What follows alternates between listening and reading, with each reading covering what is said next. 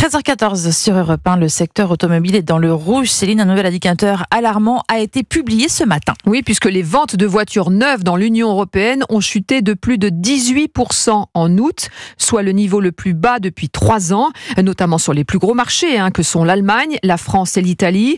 Et Aurélien Fleureau, ce qui inquiète les constructeurs européens, c'est la chute des ventes de voitures électriques. Oui, et c'est même un plongeon, ces chiffres du mois d'août, moins 44% sur l'électrique, 4e mois consécutif de baisse. C'est spectaculaire en Allemagne, moins 69%, et c'est tout de même moins 33% en France, selon les chiffres publiés ce matin par l'Association des constructeurs européens d'automobiles.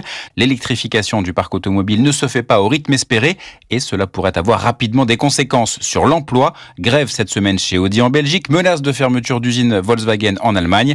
En France, la création d'emplois liés à cette électrification risque de patiner, alors que les destructions d'emplois, elles, sont toujours d'actualité, comme le rappelle Marc Mortureux, directeur général de la plateforme automobile qui regroupe toute la filière. Ça représente 65 000 emplois qui ont été évalués comme étant menacés par cette transformation structurelle, ce basculement qui modifie profondément les process industriels. Par exemple, il y a beaucoup moins de pièces dans un moteur électrique que d'un moteur thermique. Les constructeurs ont demandé ce matin des aides d'urgence à Bruxelles. Moins de voitures électriques vendues, cela veut dire des émissions de CO2 qui ne baissent pas suffisamment. Et pour eux, le risque de plusieurs milliards d'euros d'amende dès 2025.